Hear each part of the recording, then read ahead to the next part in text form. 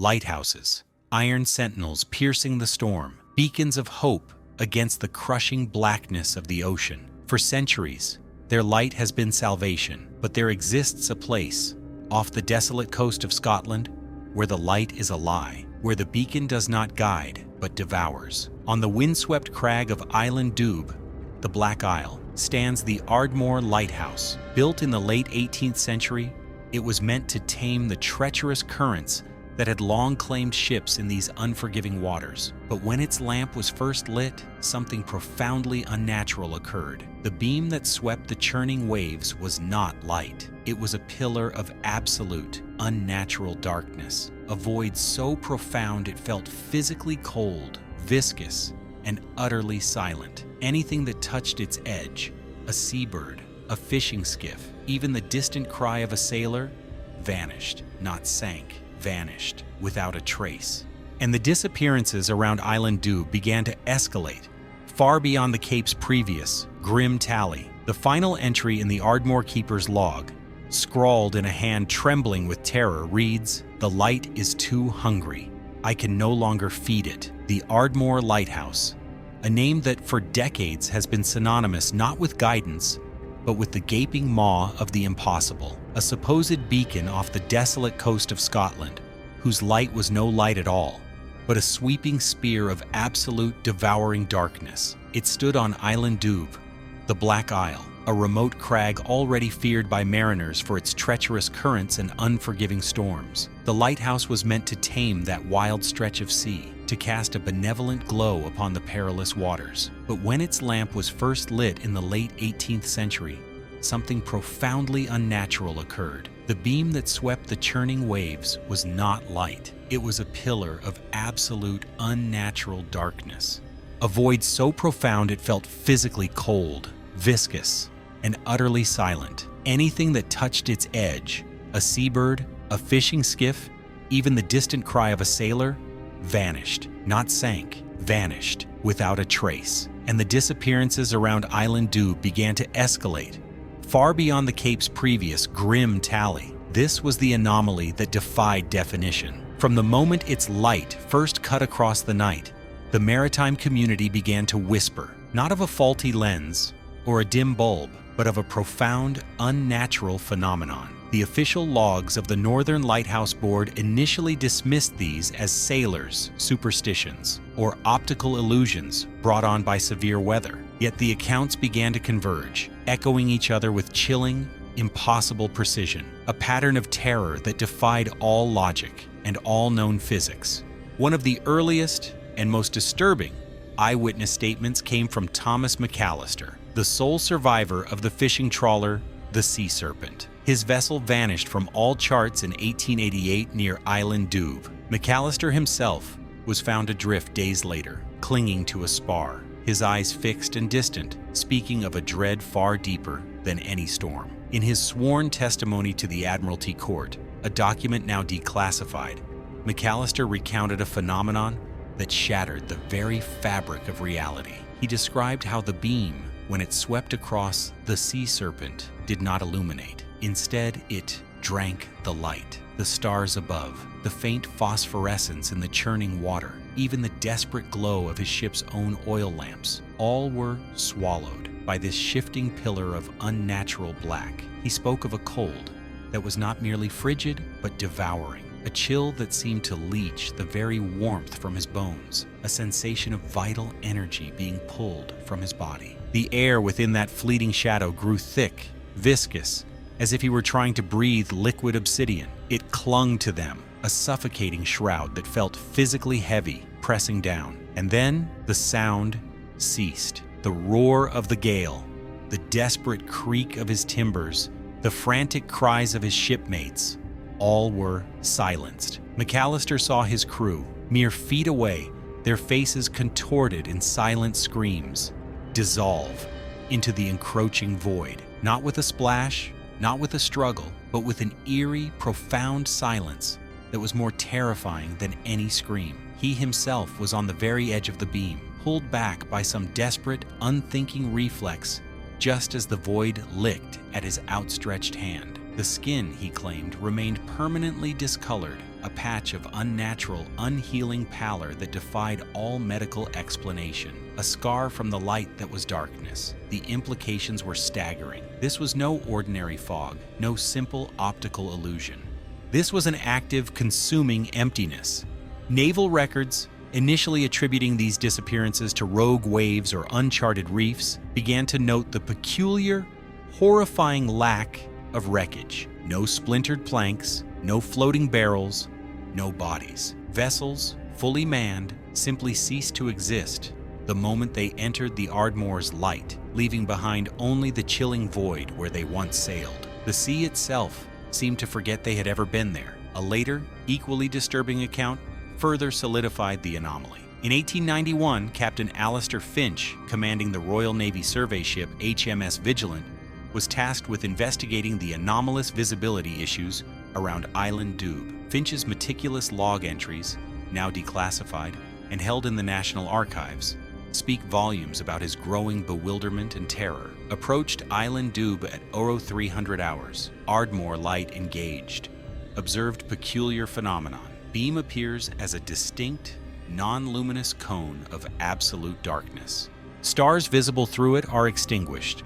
Attempted to project searchlight into beam, light immediately absorbed, no reflection. Air temperature within, projected cone registered, 15 degrees Celsius, despite ambient sea temperature of 8 degrees. Unprecedented. Instruments failed within the cone. Compass spun wildly. Barometer dropped to impossible lows, then flatlined. Crew experienced profound disorientation, a sense of falling into an endless abyss, even from a distance. Finch, a man of science and logic, a seasoned officer who had navigated the most perilous seas, struggled to reconcile his observations with any known natural law. His final entry before withdrawing the Vigilant from the cursed waters declared, "This is not a failure of equipment, this is a perversion of natural law. The Ardmore does not emit light, it consumes it, and by extension all that is within it. May God have mercy on any soul caught in its sweep." The Vigilant withdrew, its crew shaken, its mission aborted, leaving a stark, terrifying question hanging in the cold Scottish air. What kind of light eats the world around it? And what happens to the ships and the souls it consumes? Local fishermen, men who had braved the North Atlantic for generations, spoke of a dread they had never known. Old Hamish MacLeod, a man whose family had fished these waters for centuries, swore he saw the beam once. It was like a hole in the night, he recounted to a local newspaper in 1903. Not just dark, but nothing. And it moved. It hunted. His nets, he claimed, would come back empty, not of fish, but of hope if they ever strayed too close to that sweeping void. If these chilling accounts pull you into the heart of this profound enigma, then join our ongoing investigation. Like this video to cast your own light on the darkness, and subscribe to our channel to uncover more of the ocean's most profound and unsettling mysteries. Island Dube, the Black Isle. Even its name, whispered along the craggy coastlines of the Outer Hebrides, carried the weight of foreboding. Long before the Ardmore Lighthouse became a monument to an impossible anomaly, this remote, windswept rock was already a graveyard of ships and a testament to the ocean's raw, untamed power. For centuries, mariners navigating the treacherous passages off the Scottish mainland spoke of Island Dube with a chilling reverence. It was not merely an island, it was a natural predator. The currents, notorious for their unpredictable ferocity, could seize even the stoutest brigantine, twisting it against the jagged fangs of submerged reefs. The infamous Grey Maw, a swirling vortex of water that appeared and vanished with the tides, had swallowed countless fishing vessels whole, leaving no trace but the lingering scent of brine and despair. Shipwrecks were not an occasional tragedy here. They were a grim, consistent toll, a testament to the island's insatiable hunger. Old cartographers, in their meticulous charts, often marked the waters around Island Dube with stark, chilling warnings. Perilous, beware the currents. Many lost. Local folklore whispered of ancient sea spirits, of kelpies and dark marrows that actively lured sailors to their doom in the perpetual mists that clung to the island's peaks. The natural darkness of the North Atlantic winters, combined with the island's inherent hazards, had earned it a reputation as one of the most perilous stretches of coastline in all of Britain. By the late 18th century, as maritime trade expanded and the British Empire sought to secure its shipping lanes, the need for navigational aids became paramount. The mounting losses around Island Douvres were no longer tolerable. The Northern Lighthouse Board, then in its nascent stages, embarked on an ambitious, almost defiant project to erect a lighthouse on this notorious isle. It was an undertaking that pushed the limits of engineering and human endurance. Quarrymen battled relentless gales and the crushing spray of the sea to carve out foundations from the bedrock. Masons worked through endless, bone-chilling rain, hauling massive granite blocks up sheer cliffs. The construction itself was an act of profound human will, a declaration of defiance against the elements, a promise to guide ships safely through the storm. The Ardmore Lighthouse was to be a symbol of man's triumph over nature's fury, a shining beacon that would finally tame the Black Isle's deadly reputation. Its construction was a monumental effort, chronicled in terse, determined entries in the Lighthouse Board's archives, detailing the immense cost in both coin and human spirit. The light, when finally lit, was envisioned as a radiant promise, dispelling the very shadows that had claimed so many lives. Yet, as we now know, the Ardmore light would not merely fail in its intended purpose, it would pervert it entirely. It would not dispel the darkness, but embody it. The natural perils of Island Douvres, once calculable, once a challenge for human courage and skill, would be overshadowed by an unnatural, incomprehensible horror. The island, already infamous, was about to become something far more terrifying, the locus of a phenomenon that defied not just navigation, but existence itself. The stage was set, not for salvation, but for a mystery that would consume all who dared to approach its unholy glow. The grand unveiling of the Ardmore Lighthouse was meant to be a moment of unbridled triumph.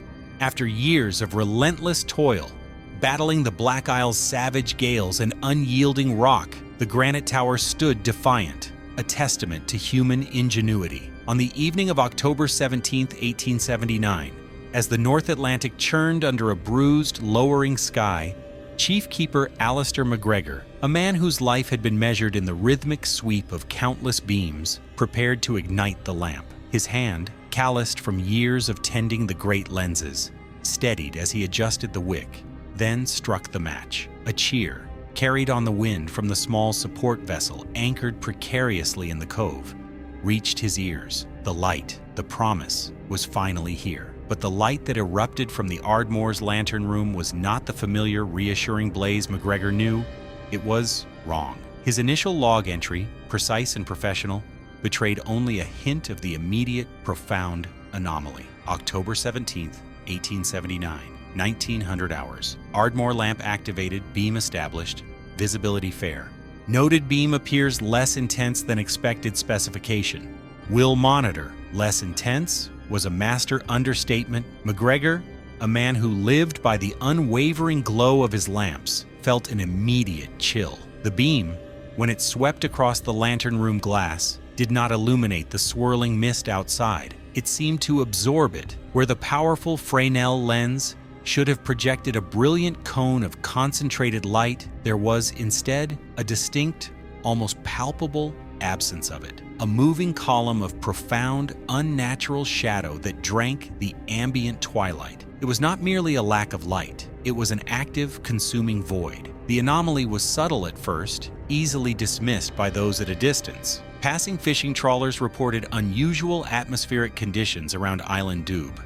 The SS Caledonia, a coastal steamer, noted in its log that the Ardmore light seemed peculiarly dim, almost a dark spot in the gloom. Captains, accustomed to the vagaries of Hebridean weather, chalked it up to dense sea fog or a faulty lens, though no official reports of malfunction were ever filed by the Lighthouse Board. But within the tower, Alistair MacGregor's observations grew increasingly unsettling. October 20th, 1879, 300 hours. Beam continues to exhibit unusual properties. Ambient temperature within sweep of light drops precipitously, not merely cold, but a chilling emptiness. Sound appears muffled within the cone. Confirmed by Assistant Keeper Finley, investigating cause. No visible obstruction. The chilling emptiness became McGregor's quiet horror. He described it in his private journal, later discovered among his effects, as a devouring cold, a sensation that felt not like a drop in temperature, but a leaching of warmth from the very air, from his own skin.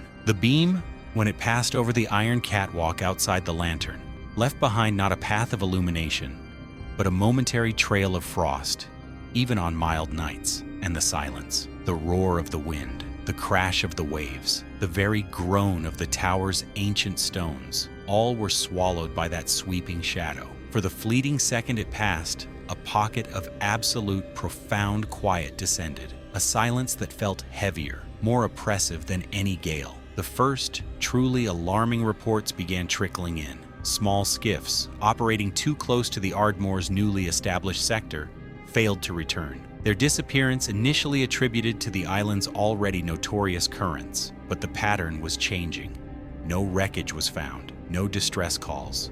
Just an unsettling, absolute void where a boat and its crew had been moments before. The whispers of the unnatural intensified. Fishermen, long hardened to the sea's dangers, began to give Island Dube an even wider berth, not for fear of its jagged rocks, but for the chilling, sweeping darkness that now emanated from its beacon. The Ardmore Lighthouse, built to save lives, had become a silent, consuming hunter. Its promise of light, a terrifying, impossible lie. If these chilling accounts pull you into the heart of this profound enigma, then join our ongoing investigation. Like this video to cast your own light on the darkness, and subscribe to our channel to uncover more of the ocean's most profound and unsettling mysteries. The initial whispers of unusual atmospheric conditions and peculiarly dim lights around Island Dube soon escalated into a grim, undeniable reality. The Ardmore Lighthouse, intended as a beacon of safety, became a silent, insatiable predator. Within months of its activation, the frequency of maritime disappearances in its sector surged, defying all previous records and baffling the most seasoned navigators. The first official recognition of this horrifying trend emerged from the meticulous, if initially bewildered, records of the Admiralty. Their reports, usually terse and factual, began to betray an escalating concern. Early entries for 1880 noted unexplained losses of small fishing vessels, the Mary Jane, the Seagull, the Storm Petrel. These were not mere shipwrecks, they were total obliterations. No SOS, no debris, no oil slicks. The sea simply closed over them, leaving no scar, no trace. The pattern solidified. Vessels vanished exclusively within the Ardmore's sweeping beam. It was not the treacherous rocks or the fierce currents that claimed them, for some disappeared in clear, calm waters under a sky spangled with stars. The common denominator was always the light from Island Dube. Consider the case of the coastal cargo schooner, the Providence, in April 1881. Carrying a shipment of lumber from Glasgow to Stornoway, she was observed by the SS Osprey, another steamer, at AO2 15 hours, approximately 3 nautical miles west of Island Dube. Osprey's log, corroborated by multiple crew testimonies, stated, "Ardmore light swept across Providence's bow. Ship visible one moment, then utterly gone.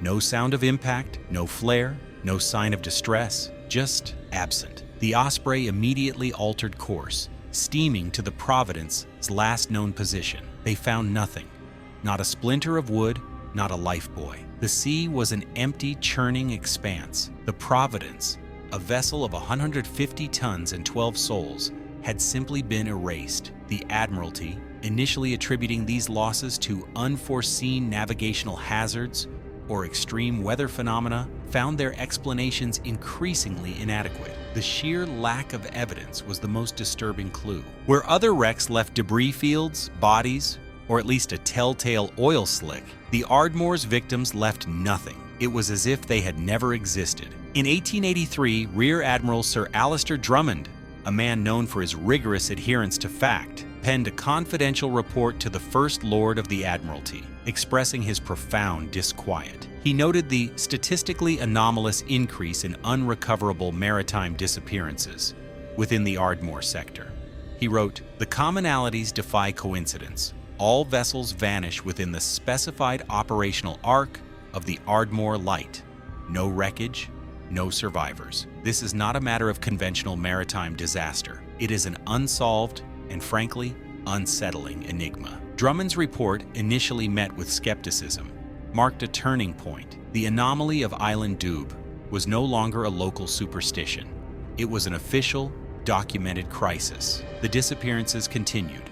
Small fishing boats, coastal traders, even the occasional private yacht all entered the Ardmore's beam and simply ceased to be. The local fishing communities, deeply superstitious, began to adapt. They rerouted their passages, adding miles and hours to their journeys. Rather than risk the light that eats, the island, already shunned, became a place of absolute dread. Its lighthouse, a monument to a consuming void. The escalating tally of lost vessels and lives painted a terrifying picture. The Ardmore Lighthouse was not merely failing to guide, it was actively, impossibly consuming. What force, what unnatural hunger emanated from that granite tower? And how many more would it claim before its terrifying secret could be unraveled? The ocean, usually a vast canvas of familiar perils, had revealed a new, horrifying dimension, a place where light was darkness, and existence itself could simply cease.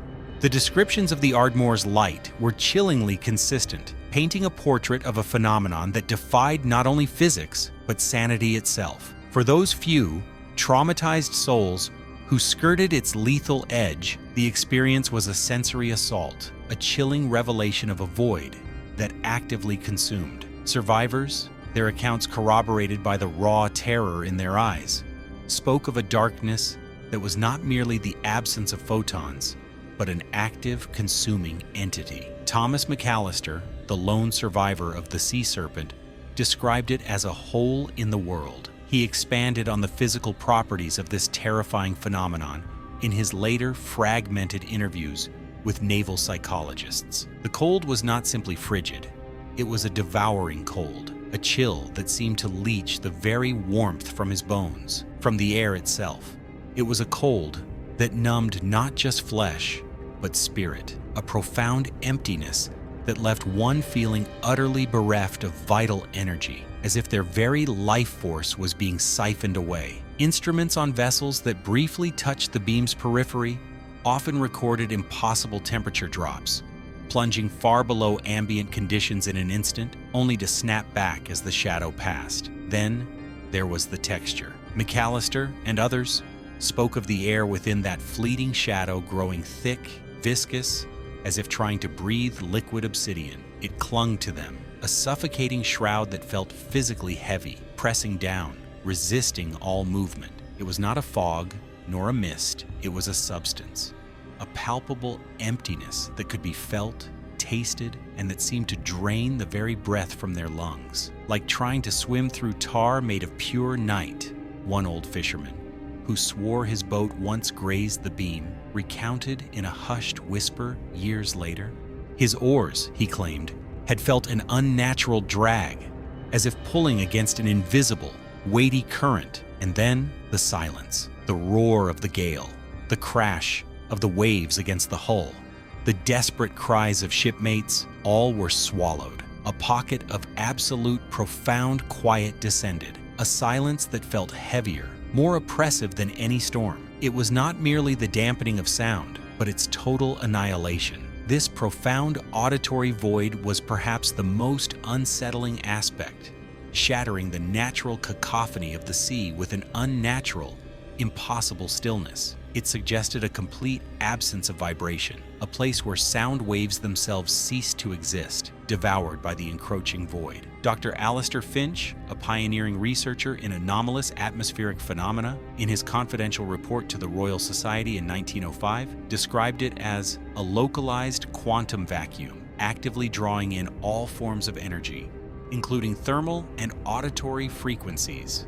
An impossible paradox, a negative radiation. His instruments, specifically designed to detect such anomalies, had flatlined or spun wildly when exposed to the light from Ardmore, confirming the eyewitness accounts. The phenomenon is not merely an absence, Finch concluded, but an active, consuming force. It is as if the lighthouse projects a singularity, a point where reality itself is inverted, turning light into dark, sound into silence, and presence into oblivion. The chilling consistency of these accounts, from hardened sailors to meticulous naval officers, painted a terrifying picture. The Ardmore Lighthouse was not merely a navigation hazard, it was a hungry entity, projecting a cone of active, devouring emptiness. It consumed light, warmth, sound, and by extension, anything unfortunate enough to be caught within its sweeping maw, leaving behind nothing but unanswered questions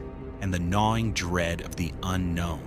The mounting tally of vanished ships and the chilling consistency of survivor accounts could no longer be dismissed as mere maritime misfortune or superstitious fancy. The anomaly of the Ardmore Lighthouse demanded official intervention. The Admiralty, under increasing pressure from shipping magnates and the Royal Society, launched a series of investigations, each one more desperate and ultimately more futile than the last. The first official inquiry, initiated in 1885, dispatched the HMS Investigator, a small, well-equipped survey vessel, to Island Dube. Commanded by Captain Edward Davies, a pragmatic and meticulous officer, the mission was clear: ascertain the nature of the Ardmore's malfunction and propose a remedy. Davies' initial reports, now part of the Admiralty's classified files, reflect a professional skepticism that rapidly gave way to bewildered apprehension. June 12th, 1885, 0400 hours. Approached Island Dube. Ardmore Light observed. Beam appears as described in civilian reports, a distinct arc of absolute darkness. Thermometers registered anomalous temperature drops within sweep. Instruments malfunctioning on periphery. Attempted closer approach. Vessel's engines sputtered. Compass spun erratically upon entering 1 mile radius. Aborted close-range observation. Phenomenon defies conventional explanation. Davies attempted to deploy smaller launches, equipped with specialized scientific instruments, to penetrate the darkness. Each attempt met with immediate failure. The launch crews reported a profound sense of disorientation, a crushing cold, and the eerie total cessation of sound. One petty officer, a veteran of Arctic expeditions, later testified to experiencing a gut-wrenching dread, as if the very air was trying to suffocate my soul. The instruments, designed to measure light intensity, temperature, and atmospheric pressure, either flatlined or displayed wildly impossible readings before their power sources inexplicably drained. The investigator could not get close enough to gather definitive data. Its mission concluded with a report of unprecedented atmospheric and energetic anomalies, recommending further, more robust scientific intervention. It offered no solution, only deeper questions. The Royal Society, intrigued and alarmed, then commissioned Professor Alistair Finch, the same scientist whose later report we noted, to lead a specialized expedition in 1891. Finch, a pioneer in nascent electromagnetic theory, believed the phenomenon might be a unique form of energy absorption. His vessel, the civilian steamer, the Lumina, was outfitted with experimental sensors and a heavily shielded observation chamber. This was a direct, calculated attempt to understand the light-eating anomaly. Finch's expedition pushed closer than any before. The Lumina edged towards the sweeping dark beam, its crew bracing for the anomalous cold and silence. But as the vessel neared the critical threshold, an event occurred that permanently scarred the expedition survivors and cemented the Ardmore's terrifying reputation. The Lumina's log, last entry recorded by a terrified junior officer, reads, August 18th, 1891, 22:37 hours. Ardmore beam directly ahead. Professor Finch and observation team in shielded chamber. Readings, impossible. Power fluctuations throughout ship. Engines straining. 22:38. Beam engulfing foremast. Sounds, ceasing, not just muffled, gone. Foremast, dissolving, not splintering. Dissolving into darkness. Men screaming silently, God help us.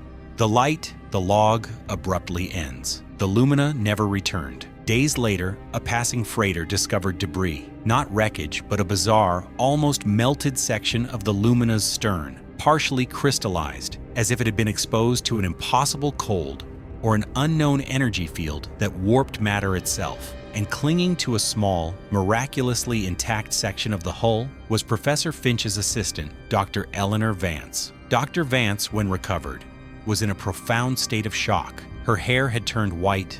Her eyes held the vacant stare of one who had witnessed an abomination. Her testimony, given under heavy sedation, was fragmented but horrifying. She spoke of the shielded chamber, of Finch's instruments going wild, of the darkness pouring in like liquid night. She described the air growing heavy, the cold becoming agonizing, and then the terrifying sight of the ship's bulkhead, the very steel of the vessel, unmaking itself as the darkness consumed it. "It didn't break," she whispered. "It just wasn't. Like a thought unthought, a memory erased." She believed she had been on the very edge of the chamber when the primary effect hit, thrown clear by some unknown force, as the rest of the Lumina and its occupants were, in her words, unwritten from existence. The loss of the Lumina and the profound, unexplainable nature of the incident forced the Admiralty into an unprecedented decision. No further direct investigations were launched. The Ardmore Lighthouse, a symbol of human ambition, became a monument to human limitation in the face of an impossible, consuming force. It continued its terrifying sweep, its light devouring all that dared to cross its path, an active, unassailable mystery left to haunt the desolate Scottish coast. John McLaren was the last man to serve as chief keeper of the Ardmore Lighthouse. A stoic, weathered Highlander, McLaren had spent 40 years in the service of the Northern Lighthouse Board, his life a testament to unwavering duty. He arrived on Island Dube in 1892, a year after the catastrophic loss of the Lumina and the chilling testimony of Dr. Vance. McLaren was well aware of the anomalies, but, like many of his generation, dismissed them as exaggerations, the ramblings of overwrought minds. He saw his posting as a challenge, an opportunity to restore order to a station that had fallen into disrepute. His early log entries reflect this professional resolve. September 3rd, 1892, 2,000 hours. Assumed charge of Ardmore Station. Lamp functions as per specification, though peculiar optical effect noted in beam. Atmospheric conditions stable, all in order. But the peculiar optical effect began its insidious work. McLaren, alone for weeks at a time on that desolate rock, began to experience the anomaly firsthand. The cold, the silence, the viscous density of the light became his constant companions. His entries grew less detached, more personal, hinting at a gnawing dread. October 10th, 1892, 0300 hours. Observed gulls attempting to fly through beam. One bird, directly in its path, appeared to dissolve. No splash, no feather, utterly gone. Cold within beam more profound than previously recorded. Instruments fail momentarily upon direct contact, disturbing. The silence was particularly oppressive. McLaren, a man accustomed to the constant roar of the sea, found the intermittent, absolute void of sound profoundly unnerving. It felt not like a quiet night, but like a sudden, violent amputation of noise, leaving a ringing emptiness in his ears. He began to notice smaller things. Moths drawn to the lantern glass would flutter into the beam's path and simply cease to be. Droplets of condensation on the lens would vanish before reaching the glass, as if drawn into the passing shadow. November the 2nd, 1892, 2200 hours. The light is not merely cold, it is a hunger. Felt it today. A pull, a draining. Had to step back from the lens. It demands. The silence, it screams louder than any storm. This was the first hint of McLaren's psychological descent. He was not merely observing a phenomenon, he was experiencing it as an active, malevolent presence. The isolation of Island Dube, once a comfort to his solitary nature, became a torment. He was trapped with an entity that consumed not just ships, but reality itself. His handwriting, once neat and precise, began to show a tremor. December 15th, 1892, 0100 hours. The voices of the lost, I hear them in the silence. They are not sounds, but impressions. 1,000 final moments. They tell me the light wants more, always more. I am feeding it. We are all feeding it. Paranoia crept into his words. He began to perceive the beam as sentient, a living mouth that opened and closed with each terrifying sweep across the dark ocean. He felt responsible for its insatiable appetite, a complicit feeder in an impossible horror. His entries became shorter, more frantic, scrawled across the pages. January 5th, 1893. Sanazalan hours. It watches. I feel its eyes in the dark. It knows I am here. It wants me. It wants the tower. It wants everything. The hunger. It grows. McLaren's final entry, dated January 7th, 1893, was found by the relief vessel 2 weeks later. The logbook lay open on the lantern room table, a single, flickering oil lamp casting dancing shadows on the frantic script. The keeper himself was gone. His personal effects remained untouched, his bed unslept in. The tower was empty, save for the chilling, rhythmic sweep of the dark beam across the desolate sea. The last words, etched onto the page with desperate force, were a testament to a mind shattered by an impossible horror. January 7th, 1893, time unknown. The light is too hungry. I can no longer feed it. A profound, chilling epitaph. John McLaren, the steadfast keeper, had either succumbed to the darkness or simply, impossibly, ceased to be, becoming another silent offering to the Ardmore's insatiable void. His disappearance, like the ships before him, left no trace. Only the lingering question of what truly became of the man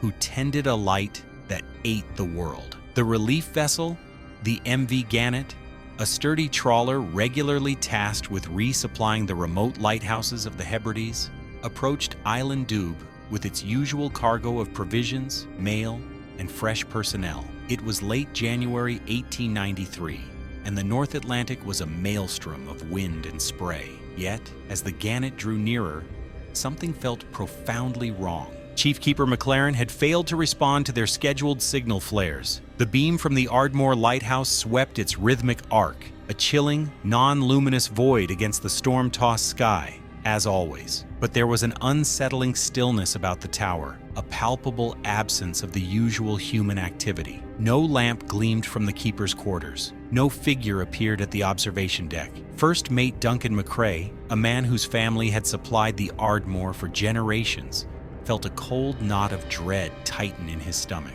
"It's too quiet," he muttered to Captain Forbes. "Even with the gale, it's too quiet." A small landing party, braving the treacherous swells, finally reached the island's rocky shore. The ascent to the lighthouse was arduous, the wind tearing at their oilskins. As they pushed open the heavy iron door at the base of the tower, a wave of profound, unnatural cold washed over them, a chill that seemed to penetrate deeper than the biting sea air.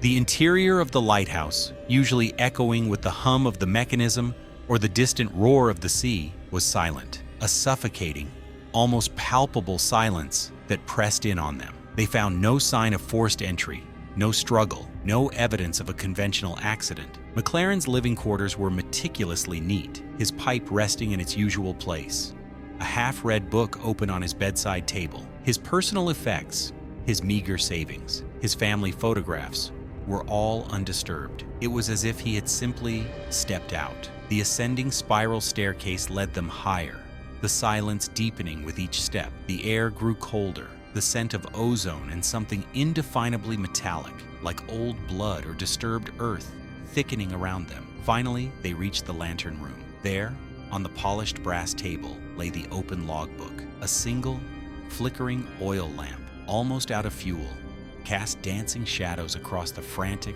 almost illegible script. The light from the lamp itself seemed to struggle against the pervasive darkness that emanated from the great lens, as if the very air in the room was trying to swallow its meager glow. The landing party, grim-faced, read the final entries, their breath misting in the frigid air. The descent into madness, the chilling observations of the light's hunger, the profound terror of a man facing an impossible, consuming entity. It was all there. And the final desperate words, "The light is too hungry. I can no longer feed it." John McLaren was gone. Not a body, not a struggle, not a trace. He had simply vanished, becoming another silent statistic in the terrifying ledger of the Ardmore. The implication was stark. The lighthouse had not merely claimed another ship, it had consumed its own keeper. The discovery sent shockwaves through the Northern Lighthouse Board. The loss of the Lumina had been a disaster. The disappearance of a chief keeper, a man of McLaren's reputation and experience,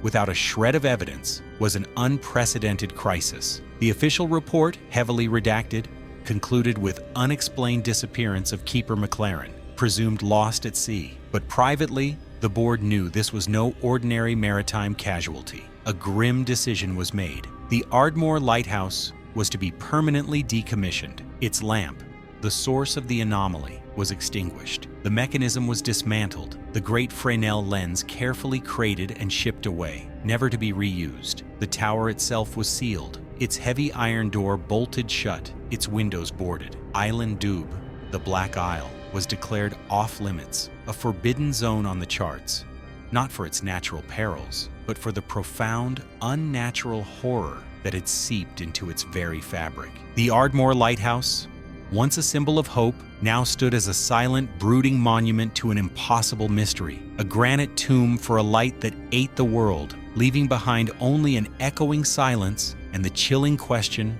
of what it truly was and what it had done with all that it had consumed. Its grim legacy, however, would continue to cast a shadow long after its lamp was extinguished. For some hungers, once awakened, are never truly sated. The Ardmore Lighthouse, its lamp extinguished, its tower sealed, left behind not just a physical void, but an intellectual one. For decades, the enigma of its light-eating beam has tormented scientists, physicists, and anomaly investigators. How could a lighthouse project absolute darkness?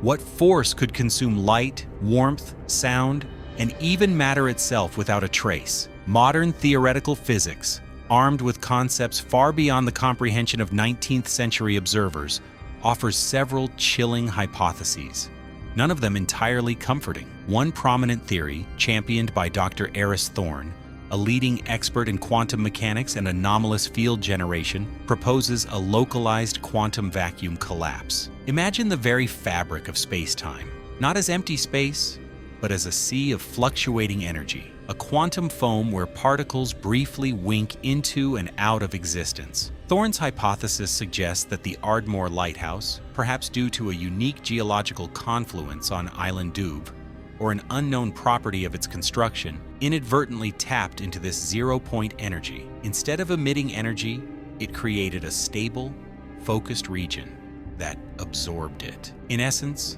Dr. Thorne posited in a restricted seminar for the Royal Astronomical Society in 2007, the Ardmore beam acted as a reverse radiator. It wasn't just blocking light, it was actively draining the energy from photons, from thermal radiation, from kinetic energy, which explains the profound cold, the viscous sensation, and the absolute silence. Sound waves, heat, light, all are forms of energy. If you create a localized deficit, a hole in the energy continuum, everything within that field loses its fundamental properties, effectively ceasing to exist as we know it. The matter doesn't sink or burn.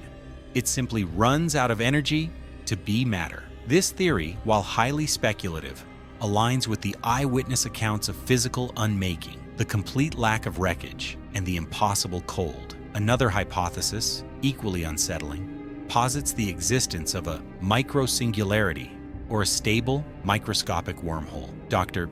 Lena Petrova, a theoretical astrophysicist at the University of Edinburgh, has explored the possibility that Island Doub sits atop a unique geological formation that, under specific conditions, perhaps amplified by the lighthouse's structure or the materials used, could create a localized gravitational anomaly. A micro-black hole, even one infinitesimally small, would exhibit immense gravitational pull. Dr. Petrova explained in a recent digital lecture, it would bend space-time, consuming light and energy. The viscous sensation described by survivors could be the effect of extreme tidal forces, a form of spaghettification, even at a microscopic level, on the very air and water. The complete disappearance of ships and bodies would be consistent with matter being pulled into an event horizon. The cold could be a direct consequence of energy being drawn away from the immediate environment. The cyclical nature of the beam would suggest an unstable, perhaps rotational,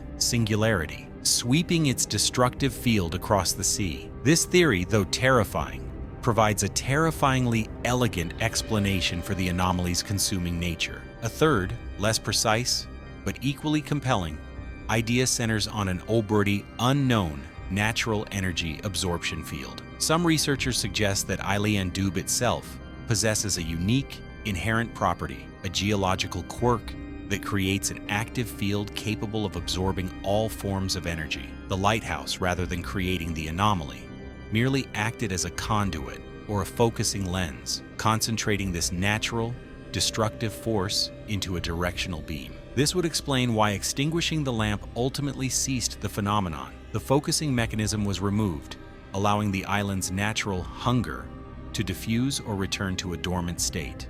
While none of these theories have been definitively proven, they offer a framework for understanding the impossible. The Ardmore Lighthouse, whether a portal to a quantum void, a miniature black hole, or a focus for an unknown terrestrial hunger, serves as a stark reminder. The universe holds forces that defy our current understanding, capable of unmaking existence with a silent, consuming sweep. And sometimes humanity, in its quest for control and illumination, inadvertently awakens powers best left undisturbed in the profound, ancient darkness. The Ardmore Lighthouse stands abandoned on Island Dube, its lamp long extinguished, its lens crated and stored in a forgotten warehouse. The tower itself is a sealed, brooding sentinel, a hollow shell against the unforgiving Scottish sky. The official narrative states that the anomaly ceased with the decommissioning, that the consuming darkness vanished when its focusing mechanism was removed. But in the hushed whispers of the Hebridean fishing communities, and in the guarded reports of modern maritime authorities, a more unsettling truth persists. Some hungers, once awakened, are never truly sated. Did the light-eating phenomenon truly vanish? Or did it merely retreat, becoming less overt, more insidious? Modern-day charts still mark the waters around Island Dube with a subtle, yet persistent caution. While no longer a forbidden zone, mariners are still advised to maintain a significant distance. The reason, though unstated in official guidelines, is a chilling continuation of the old dread. Fishermen, descendants of those who once witnessed the Ardmore's terrifying sweep, still give the island a wide berth. They speak of an enduring unluckiness in those waters, a sense of profound unease that settles over a vessel too close to the Black Isle. Beyond superstition, there are documented, albeit unofficial, reports of lingering anomalies. Satellite imaging, particularly thermal and atmospheric mapping, has occasionally detected inexplicable cold spots around Island Dube. These are not consistent with natural ocean currents or weather patterns. They are localized, transient areas where temperatures plunge inexplicably, only to normalize moments later. Dr. Eris Thorne, whose quantum vacuum collapse theory we discussed, referred to these as residual energetic bleed-offs, suggesting that the underlying instability on Island Dube might still be active, albeit without the lighthouse to focus its destructive potential. Navigational equipment, too, occasionally behaves erratically in the vicinity of the island. Modern GPS systems have reported momentary signal loss, compasses have spun wildly, and even advanced sonar has registered inexplicable voids, areas where sound waves simply do not return, echoing the chilling silence described by 19th century survivors.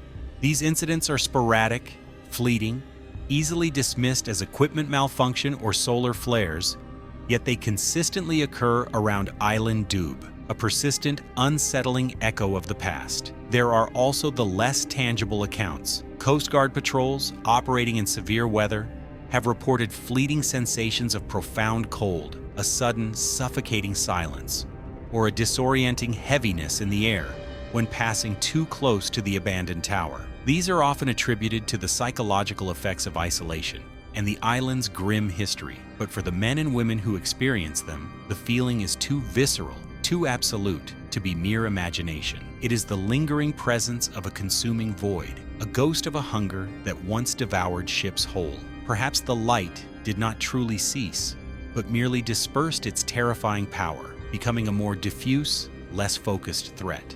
Or perhaps, as some grimly suggest, the deep, ancient hunger of Island Dube itself was merely fed by the lighthouse, and now, without its concentrated source of sustenance, it merely lies dormant, a patient, insatiable entity waiting for the next unwitting vessel to stray too close, to offer itself to the profound, consuming darkness that once swept the waves from the Ardmore Lighthouse. The Black Isle remains a place of profound mystery, a testament to a time when light was darkness, and existence itself could simply cease. The Ardmore Lighthouse stands today, a silent, hollow shell on Island Dube. Its beam, once a terrifying spear of consuming darkness, no longer sweeps the waves, yet the chilling questions it posed, the very fabric of reality it seemed to unravel, remain. Was it a localized quantum vacuum collapse? An impossible pocket where energy itself was drained from existence? Or a fleeting micro-singularity?